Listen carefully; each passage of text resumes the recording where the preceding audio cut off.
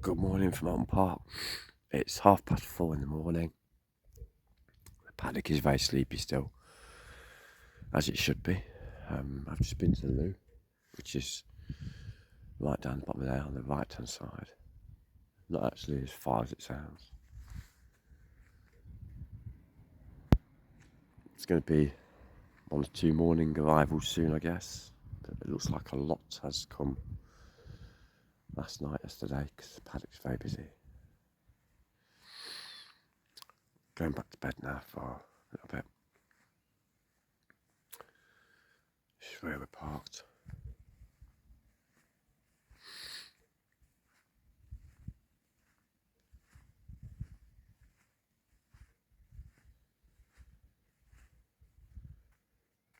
So yeah, see you in a bit. Well, it's now 5:30. Best time of the day, this. Birds are singing.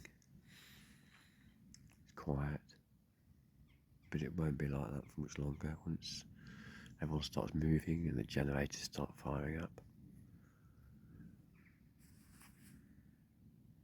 Socks and sandals are out, as you can see.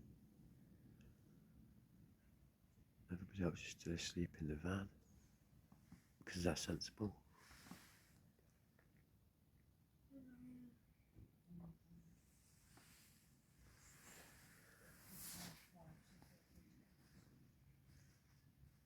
Just want to give a bit of a shout out to those that supporters and sponsors. Phil Hasty, Carrison and Jonathan Taylor, and Owl's Electronic Shed Experience. There's always room on this board for more, so please come on board if you want to get involved and follow this amazing sport. Also, thanks to Kev Fan Rentals. Known Kev a long time. Used to race his Salford Dynamo. A few clouds about, but you know, if it's going to be rain or drizzle, I don't really mind that. Those conditions always seem to suit me okay. So we'll see.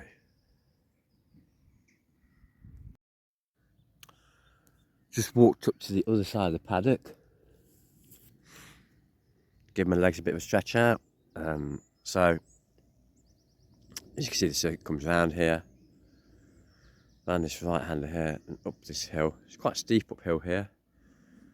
And then this is what's called the Knickerbrook section. Very fast left hand blind crest. Sitting on the bigger bikes, super bikes, 600s. This is going to be really quick. Yeah, so over the brow here, under the little bridge, the paddock is literally just over there. So yeah, this is quite a good spot to come down and spectate at. So might have to come down here for a couple of races a bit later and watch a couple. It's quite easy to get to. There is a bridge over also, which takes you onto the other side. Yeah, on the 125, this bit here won't be really a problem. It's just going to be a case of keeping it pinned, carrying the speed up the hill, and making sure you're behind the fairing and everything's tucked in, your knees, and because on the 125s, anything sticking out is going to be a mile or two off your top speed. And then as you can see, it goes down there, and there's a slight left kink a bit further down, which is just about there, and then it goes into the right hander down in the trees there. Quite an undulating circuit is Oulton Park. I quite like that. This gives you a bit of an impression of how steep this bit is over the brow. So yeah, I'm going to walk back across there now, and the paddock's just over there. So, not a great start to the day.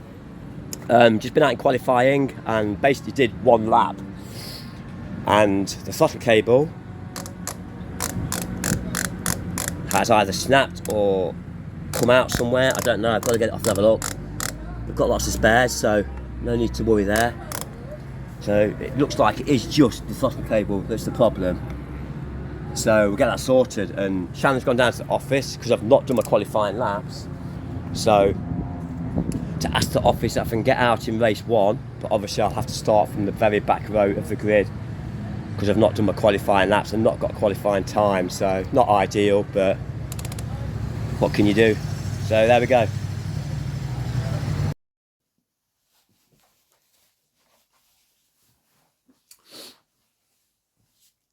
So just a little review of Oulton Park. To cap off the blog we did whilst we were there. Oulton Park, how did Oulton Park go? Well, bit of mixed emotions really. Great circuit, fantastic weather all weekend. But going into Oulton Park, I felt pretty rubbish, very tired. I had a bad chest, headaches, sinuses were bunged up. I don't know whether it was hay fever or what, but I wasn't feeling particularly great. I had very little energy, and that didn't really help with the heat, especially racing motorcycles, because you've got all your kit on, you're sweating, and you get tired a bit quicker. Anyway, yeah, Oulton Park, we got down the Friday night, the racing was on the Saturday. To cut a long story short, we basically did one lap of qualifying and the throttle failed on my 125 Streetstock bike. So I'd never been there before. I didn't know the track. I've got a brand new back slick on as well, which I've really had to get a chance to scrub in. So yeah, we did one lap of qualifying, and then they did let us out in 2 other warm-up laps, which still wasn't really enough for me to get to grips with the circuit. Anyway, we had 2 races that day. Went into the first race.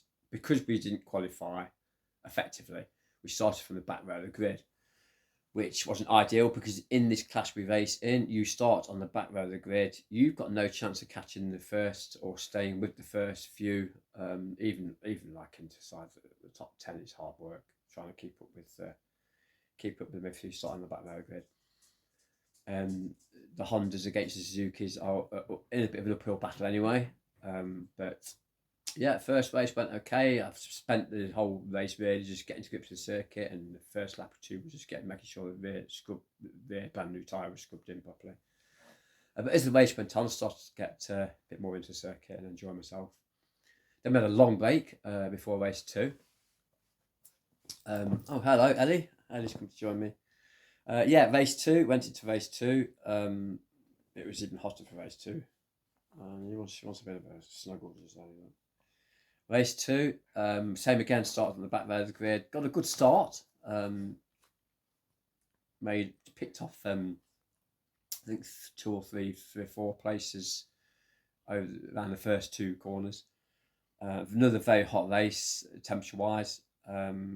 Midway through the race, you don't really think about fatigue when you're in a race because you're focusing so much on what you're doing and you're working hard to go as fast as possible. I was having a bit of a problem getting my tucked in properly behind the screen of my bike as well for some reason.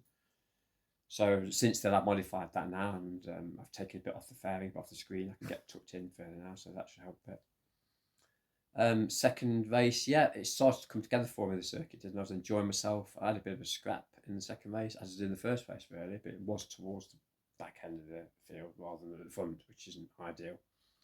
Same again, the Suzukis had gone. There was a freight train of Suzukis, and they were in all the top pretty much sort of like 6 to 8 bikes in our class are Suzukis. So they'd gone. So all in all, did I enjoy Oulton? Yes and no. It was nice to get back on track after missing Tom and I. Having a bit of rethink on what we're going to do for the rest of the year. I think we've pretty much decided what we're going to do. The first 2 rounds of the championship, I scored well at Mallory and Darley. Had good rides, felt good, bike was going well, and I scored some good points. Third round, Tom and I, we didn't even make it there. As a lot of you know, we broke down in Hattie, so I scored no points at all there, which was quite a big blow for me in the championship because I'm confident I could have come away from there with a good bag of points. Oulton Park, I didn't score 1 point, which was another blow. So we're having a bit of rethink on what we're going to do. I think we've decided. We haven't got Hattie the motorhome back on the road yet. That's currently in the garage right now. That's hiring vans this year to go racing has had a bigger knock-on effect on our yearly racing funds. think we've hired vans on 4 occasions from the start of the season, from a practice day, Darlingmore, Mallory, and then of course we hired one for Oulton. Because as you know, our Hattie motorhome broke down on the way to Wales, Tom and I. So that's had a knock-on effect on our finances a little bit for the racing season. So we are adjusting things slightly for the rest of the year, and we've had a rethink of what we're going to do. That's going to be revealed pretty soon, what we are going to do to continue going racing for this year, which we can afford to do, but we've just had to change things slightly, adjust things to go racing. So yeah, that's pretty much it. Oulton Park, would I go back? Yes, I would, but I wouldn't go back there unless I was on a bike that was more competitive. That's really the end of that. I am capable of riding better and getting better results than what I did at Oulton Park, but there's a bit of a pattern emerging where, you know, the Hondas really, in this particular championship, aren't really that competitive now against Suzuki. So we'll see what happens. And we'll let you know what our plans are very soon. So thanks for listening.